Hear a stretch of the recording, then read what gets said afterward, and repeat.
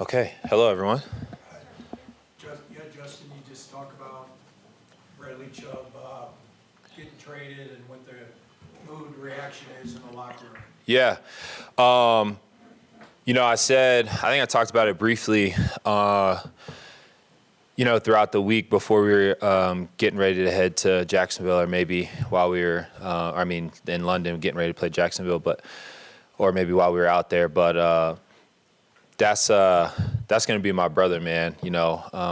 Obviously, when things like that happen, you always are reminded that, this is the business of it. You get so caught up in playing with guys for a few years that you tend to forget that those types of things can happen. But Chubb meant so much to us, as a defense, but even bigger than that, just like a brotherhood, the bond that he built, watching him grow as a leader, over his career, the adversity he had to go through, fighting back from injury, making the Pro Bowl. Everything that he's gone through, man, he's inspired me through so many different ways, and I couldn't be more thankful than the time that I got to share with him as a teammate.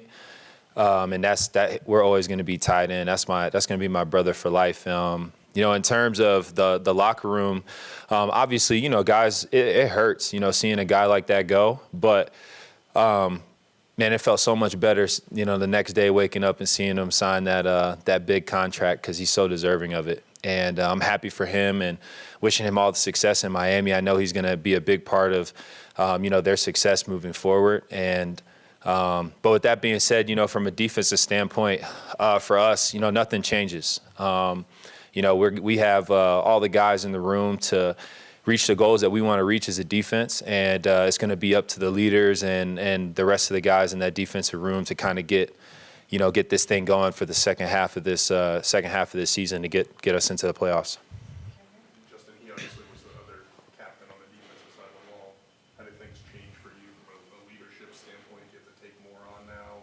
You look to other guys in the locker room to help you with that, or kind of what's your mentality from that standpoint? Yeah, I think me personally, I'm going to still be the same guy. I'm going to lead, the only way I know how, just being myself and, being vocal when I need to, but making sure that I'm doing my part, job-wise, and making the plays that I need to make. And I think from a leadership standpoint of the defensive front, I don't think much is going to change, right? I think obviously, hopefully getting RG back here soon, Barron's going to be doing an amazing job. But I think the culmination of everybody in that OLB room, obviously everyone's going to have to step up. But from a defensive standpoint, that's our job too. I always say it's when one guy even goes down for an injury, it's not the next guy's job to have that same level of production. It's the whole defense's job or offense's job to kind of, rally around and all of us pick up our production. So leadership-wise, obviously, for me, things will be the same. But production-wise, we're definitely going to have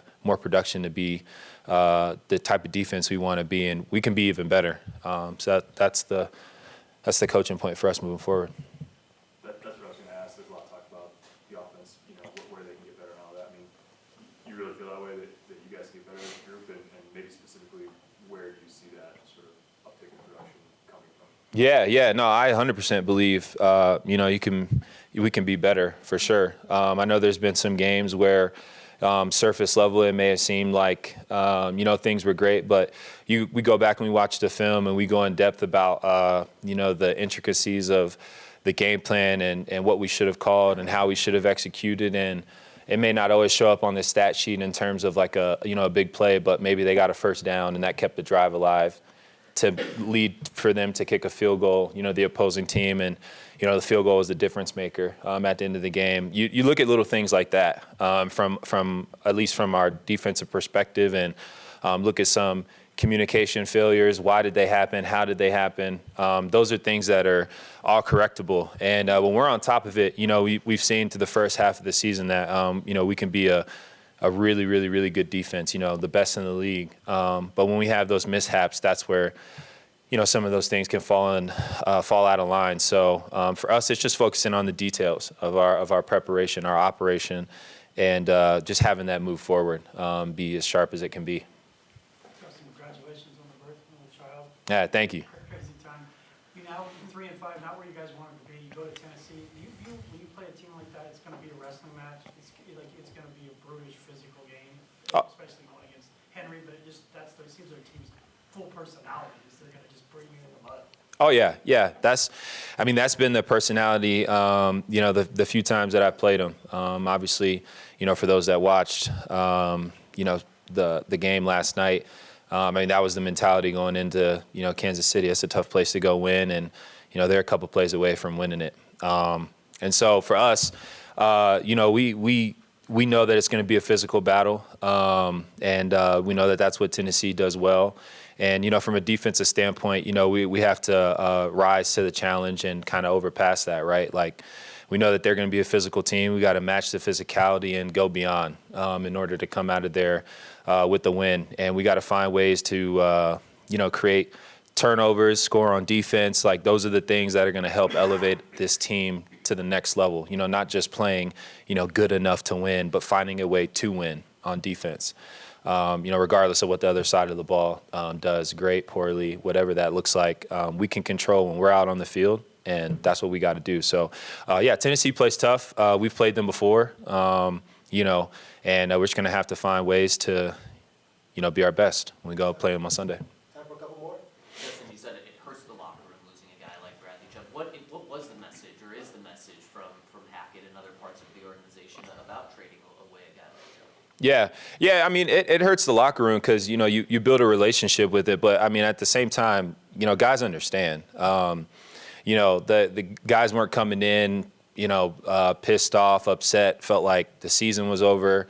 None of that, even crossed their mind. That wasn't even mentioned. The fact of the matter is that, hey, it's part of the league. It's unfortunate, but we have all the guys capable of still winning in this room. And it's time to buy in and lock into that. Second half of the season, hey, for the guys that are, up and coming and trying to earn, second contracts, third contracts, whatever that may look like now is the time. We're making this playoff push. You want to get paid. You got to find ways to produce, and you got to find ways to help your team win football games. And so, for us, that's my mentality, moving forward. I'm tired of saying, in years past that we were so close and, just from the defensive side of the ball, but you guys played so well. We didn't play well enough to win. So, I'm not trying to sit up here and hear all this praise of how well we're playing, but we're still not winning football games. It's not good enough. So, that's our mentality. Defensively, we got to go in here. We got to find ways to win games. It's not good enough just to be, good. We got to be great, and we got to find ways to sustain being great the second half of the season, especially with the schedule the way it is. Last two, Cody and Brandon. Justin, right here. Obviously, the message from Coach Hackett, we asked him today, bye week gives you a chance to reset, reevaluate things. He said his message to the guys, to the locker room, it starts with each individual and then it trickles down to each unit. For you as a leader, what was your message to, the guys in the locker room about this second half and how tough it's going to be, but what you guys hope to get out of it? Yeah, that's a great question. You always say it, every week, especially with injuries, but it definitely hits home, once you kind of get a breather and, you tell the guys, because you tell them before the season starts, we're going to need everybody in this room at some point. And, once you kind of get to that halfway point of the season, in some way, shape, form, or fashion, that always plays itself into fruition. And so I think a lot of the guys understand that now. And so you can see the accountability factor kind of kick in, and really I think you're doing great, at least in your room when guys are buying in, and there's not much you have to say or have to do to motivate guys. They understand what's in front of them, they understand the opportunity, and you're kind of taking it in full grasp, and so from a leadership standpoint, all I want is for us to win. And I don't care what that looks like. I don't care how it happens. We just got to find ways to rally together as a team. And like I said, all I can control is when we're out there on defense. And we can't buy into this, you're playing good enough, you're doing this, you're doing that. Because even the games where you play well enough to win, you don't win. So you're part of the problem of you not winning those games because it's a team game. And that's what I'm focused on. And that's what I think as a collective group, everyone's locked in about. And so it's going to be a great push here to close out the second half of the season. Last one, Brandon? Justin, it's my understanding that your wife's due date was sometime around this weekend coming up. So you said you were relieved that she didn't go into labor while you were in London or you would have left. So will you take us through the timeline of when you landed your team from London and when your baby boy came? Yeah, it was pretty crazy. So, yeah, she was due the 13th of this month. And obviously we had Kyler on the 31st of October. And so I may be off like a little bit, but we like landed at like 1. I got home like 1:30, 1:45. Did like a routine to kind of settle down and reacclimate, from the long trip, get ready. I'm heading to bed around 3:30, 3:45. Wife wakes me up at 4, says we got to go now, and like in a lot of tears and in a lot of pain. And so like I hop out of bed and like I stumble and I'm trying to figure out, all right, I got our bags, like her mom's on the way. So by 4:10, her mom, God bless her mom for being there, because I don't know how that would have worked, but her mom comes to the house 4:10. We get to the hospital around like 4:20. And I don't think how I was driving was helping her at all. But we, I pull up to the emergency exit or entry, and they pull around, they get her in the little wheelchair, and they bring her up. So I rush, I park the car, grab my bags. It was about 5 minutes. Park the car, grab my bags, and by the time I got to the room, I'm here crying, and I'm like, oh, I must be in the wrong room. And they're like, well, your baby's here, and I'm like, wait, what? Like 5 minutes. She said she laid on the bed. They said your doctor's on their way, so hold off. And she like started pushing, and baby was here. One push. So, whoo, yeah, that was a long night, morning. I don't know. I'm still kind of recovering, but it was great though, man. It was cool. It was. She was healthy. Kyler was healthy. Such a huge blessing, when things like that happen, it puts life back into perspective. Appreciate you asking, but yeah, huge blessing. Thanks, Justin. Cool. Thanks, guys.